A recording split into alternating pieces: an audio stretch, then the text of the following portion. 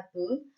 Pada kesempatan ini, Ibu akan menjelaskan berkenaan dengan tendensi sentral, yaitu berkenaan dengan bagaimana suatu kelompok data itu dapat tergambarkan melalui tendensi sentral yang terdiri dari mean, median, dan modus. Nah, selanjutnya kita perhatikan apa saja sih yang harus kita pahami dari tendensi sentral ini.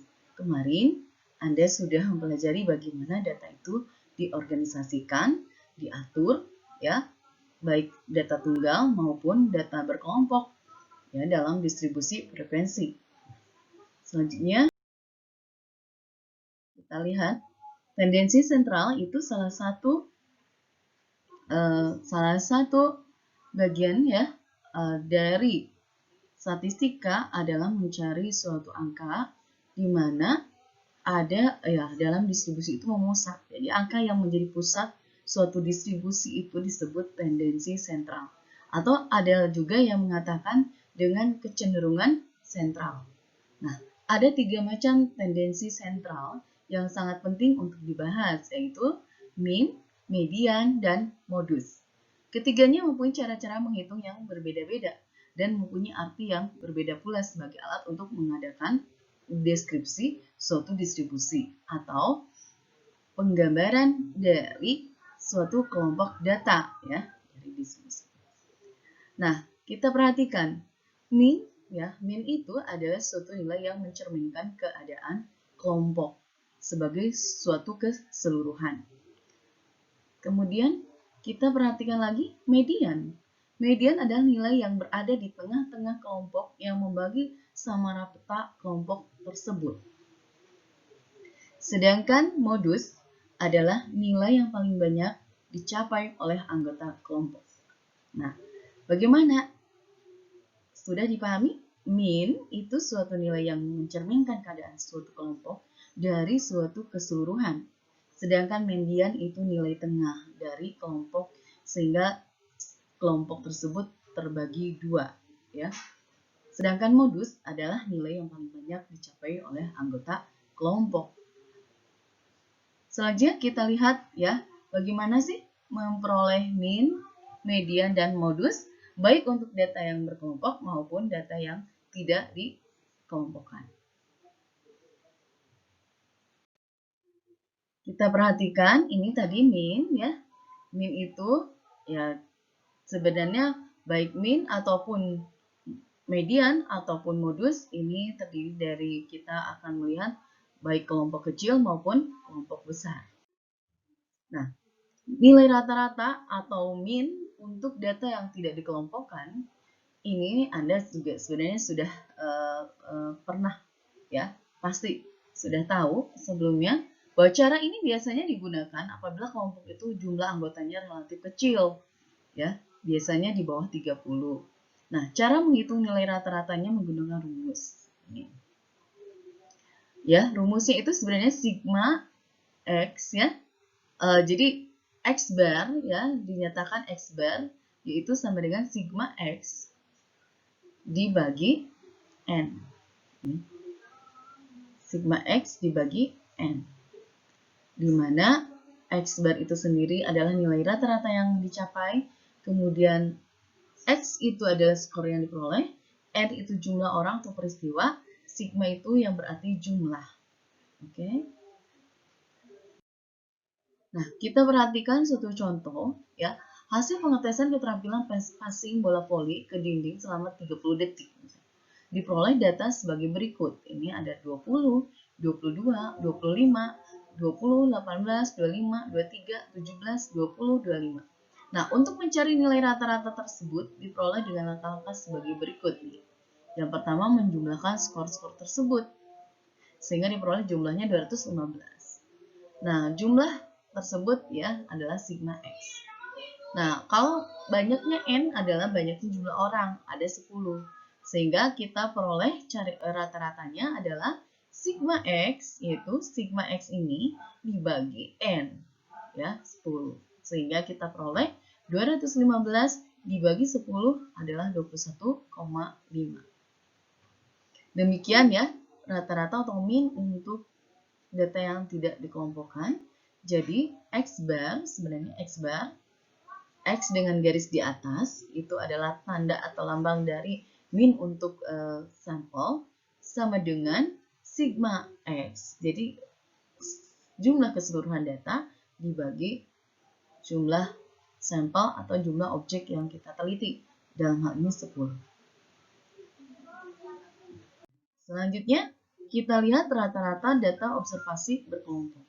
Nah, rata-rata data observasi berkelompok ini merupakan jumlah hasil kali antara frekuensi ya dalam distribusi frekuensi itu kita kan ada kelas, interval, kemudian ada frekuensi, kemudian kita kemarin juga untuk ada nilai tengah atau titik tengah ya.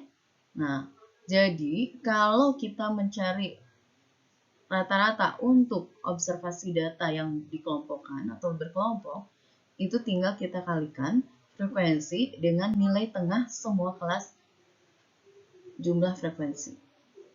Jadi ini rumusnya, ini sebenarnya mu itu adalah lambang rata-rata dari populasi. Jadi sigma Fm, F ini frekuensi dikali nilai tengah, jadi tiap nilai tengah dibagi sigma F-nya. Kita bisa lihat contoh. Nah, contohnya ini misalnya ya, ada suatu keuntungan dari suatu perusahaan selama 30 hari pada bulan April 2016 misalnya. Di sini kelas interval tentang keuntungannya, labanya 40, 49, dan yang seterusnya, frekuensinya, dan ini adalah nilai tengahnya.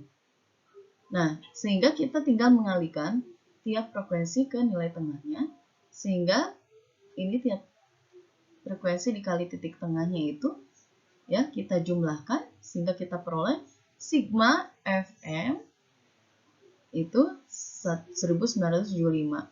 Tinggal dibagi oleh sigma F sama dengan 30. Sehingga diperoleh ini sigma Fm dibagi sigma F. Sehingga diperoleh ini rata-ratanya adalah 63,83. Ini untuk data yang berkelompok dalam suatu distribusi frekuensi. Jadi tinggal mengalihkan tiap frekuensi dengan titik tengahnya, kemudian dijumlahkan itu menjadi jumlah keseluruhannya dibagi jumlah keseluruhan frekuensi. Selanjutnya, kita lihat median. Median adalah data observasi yang berada di tengah-tengah urutan data tersebut, atau data observasi yang membagi data observasi yang sudah diurutkan menjadi dua bagian yang sama banyak. Nilai median data observasi diberi simbol MD, ya, atau juga ada yang menyimbolkan ME atau ya MD misalnya, kita sebut MD aja. Ada dua macam median, seperti tadi nilai rata-rata atau min juga. Jadi untuk data yang tidak berkelompok dan ada yang data untuk dikelompokkan. Nah, bagaimana untuk data yang tidak dikelompokkan? Ya, yang pertama caranya adalah urutkan data observasi itu dari kecil ke besar. Selanjutnya, tentukan letak mediannya dengan rumus n ditambah 1 dibagi 2. Tentukan nilai median selanjutnya. Ini misalnya contohnya, kalau datanya ganjil bagaimana? Kalau datanya ganjil, di sini skor tes prestasi misalnya 9 atlet bola basket diperoleh, ini ada 9 orang. Nah, untuk data ganjil, kan di tengah-tengahnya berarti ada keberapa nih? 4 ya, jadi ada data yang kelima. Data yang kelima adalah itu sebagai mediannya. Jadi letak median itu diurutkan dari yang kecil ya, sehingga dari data yang kelima. Kemudian kalau data genap bagaimana? Nah, untuk data genap berarti ini misalnya kalau tadi 9 atlet, kalau sekarang 10 atlet, berarti dengan cara ya ini juga dibagi 2, ini ada di tengah-tengahnya berarti yang ke 5 dan ke 6 ya. Berarti ini yang ini diurutkan dulu ya, sama seperti tadi diurutkan. Jadi letaknya diurutkan dulu. Nah, letaknya kan 5,5 ya kalau itu kan 10, jadi n plus 1 dibagi 2. Kalau tadi 9 tambah 1 bagi 2 ya, jadi letak mediannya data yang kelima. Kalau yang ganjil ya. Tapi kalau yang genap, Tapi kalau yang genap berarti kita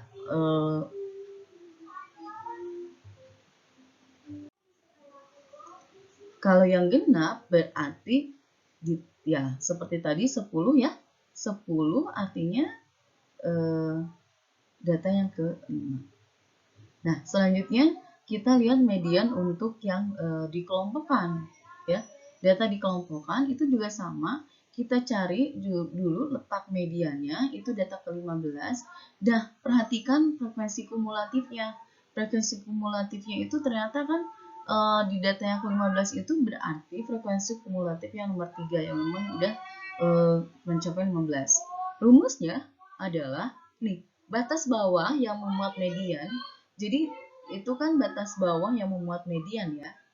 Batas bawah yang memuat median kemudian dikalikan dengan setengah dari N itu, 30 dibagi 2 dikurangi CF. Ini apa CF? CF itu adalah frekuensi kumulatif ya sebelum kelas interval yang memuat median. Selanjutnya ini frekuensi dikali yang memang frekuensi untuk kelas mediannya. Dan XI ini adalah panjang kelasnya ya. Nah, sehingga kita peroleh mediannya adalah ini.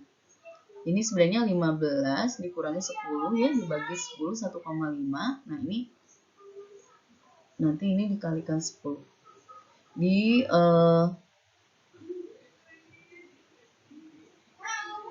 Ditambah dulu dengan ini ya, dengan batas kelasnya dikali 10. Nah, selanjutnya apa? Modus. Modus itu adalah suatu nilai yang paling sering muncul nilai dengan frekuensi muncul terbesar. Jika data memiliki dua modus disebut bimodal. Jika data memiliki modus lebih dari dua disebut multimodal.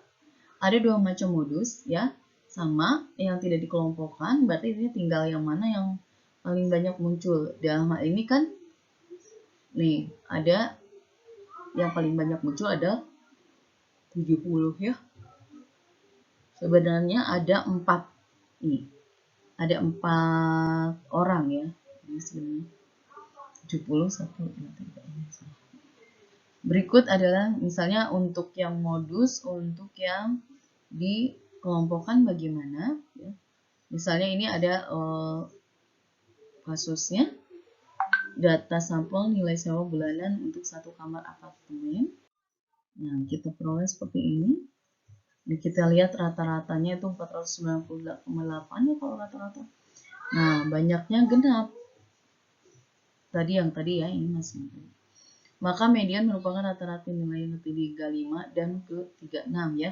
Ini banyak datanya itu adalah 70 sehingga kemudian kalau ini median ya. Median itu data yang 35 atau ke-36 diperoleh seperti ini. Sedangkan modus itu 450 karena muncul sebanyak 7 kali. Ya ini yang modusnya. Modus data observasi berkelompok dapat ditentukan sebagai berikut. Tentukan kelas modus yaitu yang punya frekuensi terbesar. Tentukan modus dengan rumus. Nah ini ya. Nah ini rumusnya untuk modus. Jadi ini sama, tapi kelas bawah dari kelas yang mengandung modus. Jadi dalam hal ini misalnya kita lihat frekuensinya. Berarti yang menjadi kelas modus adalah ini 60 sampai 69. Nah, 60 sampai 69 kan yang ini ya. Nah, dia modusnya ada di sini. Tapi berapa modusnya itu? Nah, kita menggunakan rumus ini bahwa ini modus ini adalah yang pertama batas kelas yang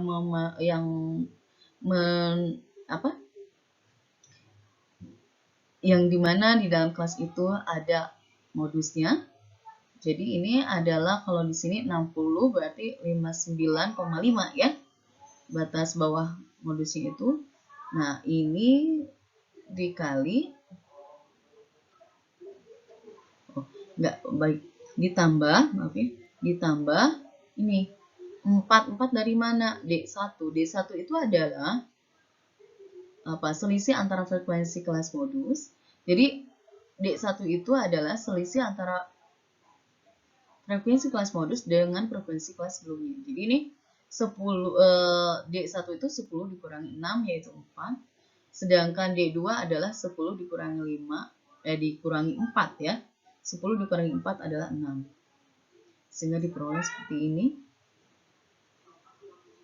Jadi 59 ditambah 4. Ini harusnya tambah. Nah, ini ya. Jadi min, modus, median itu baik untuk data tunggal, data berkelompok ya. Bisa kita hitung. Selanjutnya kita lihat lagi bagaimana sih antara min, modus, dan median itu kelebihan dan kekurangannya. Yang pertama kita perhatikan ya, min rata-rata hitung itu kelebihannya adalah melibatkan seluruh observasi. Jadi seluruh observasi bisa kita libatkan. Kemudian kalau min itu tidak peka dengan adanya penambahan data. Jadi kalaupun ada penambahan data ya itu akan contoh misalnya dari data yang ini 3, 4, 5, 9, 11. Kemudian ditambah dengan 10, 3, 4, 5, 9, 10, 11. Nah, jadi tidak peka ya. Jadi ini hampir tidak terlalu besar rata-ratanya. Jadi di yang data pertama yang sebelum ada 10 itu 6,4 dan setelah ada 10, 7. Kemudian itu maksudnya tidak peka ya. Jadi penambahan data itu tidak akan terlalu mengubah hasil min itu terlalu jauh. Kemudian kekurangannya ini sangat peka dengan adanya nilai ekstrim atau outlier. Ya, sangat peka dengan adanya nilai ekstrim. Contoh ini dari dua kelompok data tersebut ini seperti ini. Ya, kelompok 1 ini 3, 4, 5, 9, 11 rata-rata 6,4.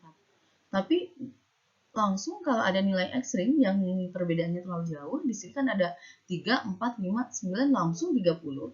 Ini akan mengubah nilai min ini jauh ya. Nah, ini jadi kekurangannya memang sangat peka dengan nilai ekstrim yang sangat berbeda. Yaitu nilai rata-rata. Sekarang kalau median dengan modus, nah kalau median kelebihannya itu tidak peka terhadap adanya nilai ekstrim. Kalau tadi rata-rata ya peka. Nah, kalau median ya kalau nilai ekstrimnya misalnya di sini ya seperti tadi, karena dia ya nilai tengah ya udah tetap sama 5 ya. Median di kelompok 1 dan kelompok 2 5. Kekurangannya dia sangat peka dengan adanya penambahan data. Jadi sangat dipengaruhi oleh banyaknya data.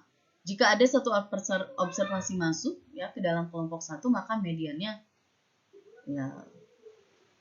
mediannya berbeda gitu ya. Misalnya ditambah katakanlah 9 tadi, sehingga mediannya nanti akan berubah. Kemudian modus. Modus itu kelebihannya dia tidak peka terhadap adanya nilai ekstrim. Contoh dari dua kelompok data ini, modusnya kan 3 ya, dua-duanya sama 3. Walaupun yang kedua dia ada nilai ekstrim. Jadi kalau median dengan modus itu tidak peka terhadap nilai ekstrim, adanya nilai ekstrim. Kekurangannya peka terhadap penambahan jumlah data. Contohnya, ya kalau ini 3, nah ini yang di bawah ditambah 7-nya ada 2, ya itu akan berubah ya modusnya. Nah, ini selanjutnya hubungan antara min, median, dan modus itu bagaimana? Ya, ini min, median, dan modus dapat digunakan atau keterhubungannya itu dapat kita perhatikan dengan mengetahui kemiringan kurva poligon distribusi frekuensi ya.